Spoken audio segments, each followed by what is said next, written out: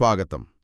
ఈరోజు మనం ఏసీ భక్తివేదాంత స్వామి ప్రభుపాద గారు రచించిన భగవద్గీత యథాతథం గురించి కొంచెం లోతుగా మాట్లాడుకుందాం.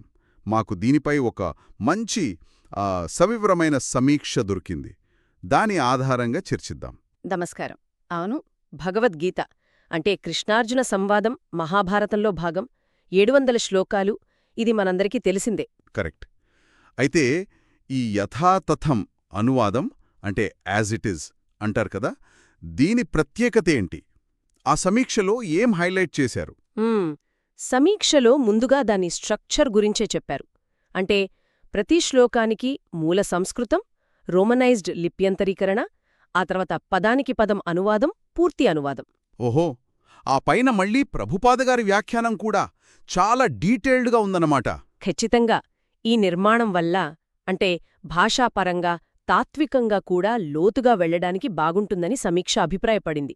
అయితే ముఖ్యంగా వాళ్ళు చెప్పిన పాయింట్ ఏంటంటే, ఇది గౌడీయ వైష్ణవ సంప్రదాయ దృష్టితో రాశారు. గౌడీయ వైష్ణవం అంటే కొంచెం వివరిస్తారా?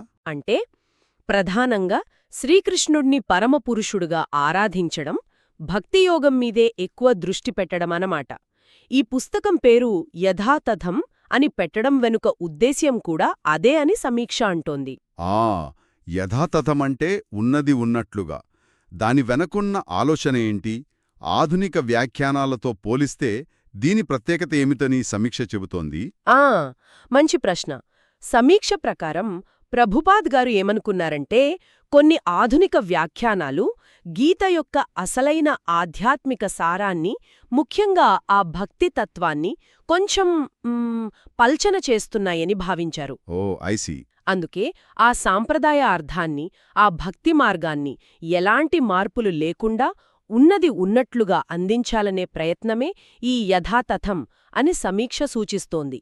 ఇది ఐఎస్కేఓ వ్యవస్థాపకులైన ప్రభుపాద్ గారి దృక్పథానికి చాలా దగ్గరగా ఉంటుంది.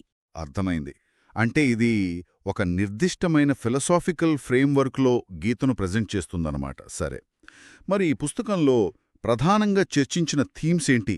సమీక్ష వేటిని హైలైట్ చేసింది? ముఖ్యంగా భక్తియోగం గురించి ఏం చెప్పింది?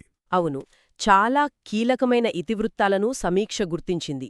ఒకటి ధర్మం, అంటే మన సరైన కర్తవ్యం, అది కష్టమైనా సరే చేయడం. తరువాత ఆత్మ శాశ్వతమైనది, శరీరానికి వేరానది, నాశనం లేనిది అనే కాన్సెప్ట్, ఆత్మనిత్యత్వం. ఇంకా కర్మయోగం అంటే ఫలాపేక్ష లేకుండా కర్మ చేయడం. అలాగే కృష్ణుడు కేవలం గురువు కాదు, ఆయనే పరమ భగవానుడు అని నమ్మటం. భక్తియోగం సంగతి అదే మెయిన్ ఫోకస్ అని సమీక్ష చెప్పింది. భక్తియోగం అంటే కృష్ణుడి పట్ల ప్రేమపూర్వకమైన సేవ. ప్రభుపాదగారి వ్యాఖ్యానంలో ఇది కేవలం ఒక దారి కాదు, అన్ని యోగాల సారం, అత్యున్నత లక్ష్యం అని ఎలా చెప్పారో సమీక్ష వివరించింది.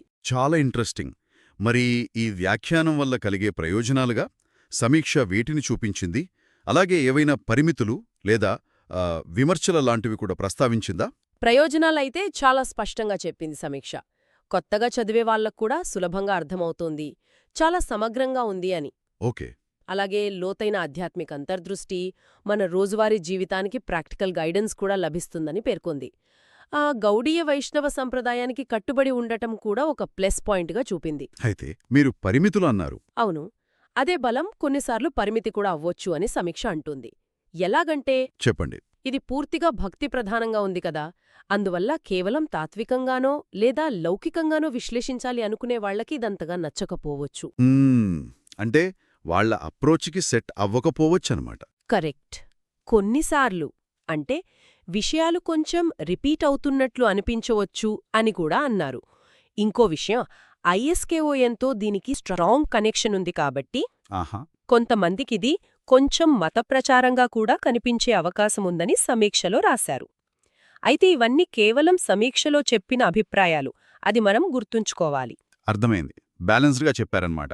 సమీక్షలో కొన్ని ఫేమస్ శ్లోకాలను కూడా కోట్ చేశారనుకుంటా. అవి ఈ పుస్తకం సారాన్ని ఎలా చూపిస్తాయి? అవును, 2 చాలా ముఖ్యమైన శ్లోకాలను ఉదాహరణగా ఇచ్చారు. ఒకటి 2వ అధ్యాయంలో 13వ శ్లోకం, దేహినోస్మిన్ యథా దేహే. అది కదా, ఆత్మ ఈ శరీరంలో బాల్యం, యవ్వనం, వృద్ధాప్యం గుండా ఎలా వెళ్తుందో అలాగే మరణం తర్వాత ఇంకో శరీరంలోకి వెళ్తుంది. ధీరులు దీనికి మోహపడరు అని చెప్పేది. ఇది ఆత్మనిత్యత్వం అనే కీ కాన్సెప్ట్ని చూపిస్తుంది. రైట్. రెండోది చాలా ఫేమస్. 18వ అధ్యాయం 66వ శ్లోకం. సర్వధర్మాన్ పరిత్యజ్య మామేకం శరణం వ్రజ. అహం త్వా సర్వపాపేభ్యో మోక్షయిష్యామి మా శుచః. భగవద్గీతకే హైలైట్ లాంటి శ్లోకం. ఖచ్చితంగా. అన్ని ధర్మాలను వదిలేసి కేవలం నన్నే శరణు పొందు, నేను నిన్ను అన్ని పాపాల నుంచి విముక్తుడిని చేస్తాను, భయపడకు అని కృష్ణుడు చెప్పేది. ఈ రెండు అంటే ఆత్మసిద్ధాంతం, సంపూర్ణ శరణాగతి అనేవి ఈ పుస్తకం యొక్క తాత్విక భక్తి మూలాలను స్పష్టంగా చూపిస్తాయని సమీక్ష అంటోంది. క్లియర్. మొత్తం ఈ విశ్లేషణ అంతా చూశాక చివరికి ఈ పుస్తకం ఎవరికి బాగా సూటవుతుందని సమీక్ష సూచిస్తోంది. సమీక్ష ప్రకారం ఎవరైతే ఆధ్యాత్మిక అన్వేషణలో ఉన్నారో, ముఖ్యంగా హిందూ తత్వాన్ని భక్తి కోణం నుంచి అర్థం చేసుకోవాలి అనుకుంటున్నారో వాళ్లకి, అలాగే జీవితానికి ఒక అర్థం, గైడెన్స్, మానసిక స్పష్టత కావాలనుకునేవారికి ఇది చాలా ఉపయోగపడుతుంది అని చెప్పింది. ఐఎస్కేఓఎన్ గురించి, కృష్ణ చైతన్యం గురించి తెలుసుకోవాలనుకునేవారికి కూడా ఇది ఒక కీలకమైన రిసోర్స్ అని సూచించింది. ఓకే. సో ముగింపుగా చెప్పాలంటే భగవద్గీత యథాతథం అనేది గౌడీయ వైష్ణవ దృష్టితో చూస్తే గీతకు ఒక డీటెయిల్డ్ భక్తి సెంట్రిక్ గైడ్ అన్నమాట. భక్తి యోగాన్ని, కృష్ణుడి పరమతత్వాన్ని బాగా నొక్కి చెప్తుంది. అవును, సరిగ్గా చెప్పారు. అయితే ఈ సమీక్ష లేవనెత్తిన ఒక ఆసక్తికరమైన ఆలోచనతో ముగిద్దాం. ఆధునిక వ్యాఖ్యానాలకు భిన్నంగా అసలైన అర్థాన్ని కాపాడాలనే ప్రయత్నం గురించి సమీక్ష మాట్లాడింది కదా. అవును. ఇదొక పెద్ద ప్రశ్నను మన ముందుంచుతోంది. ప్రాచీన గ్రంథాల అసలు ఉద్దేశ్యమని దేన్ని అంటాం? ఈ కాలంలో దాన్ని ఎలా నిర్ణయించాలి? రకరకాల కాలాలు, సంస్కృతులు, తాత్విక ధోరణుల మధ్య ఈ వ్యాఖ్యాన సంప్రదాయం పాత్ర ఏంటి? ఇది మనం ఆలోచించుకోవాల్సిన విషయం అనుకుంటాను.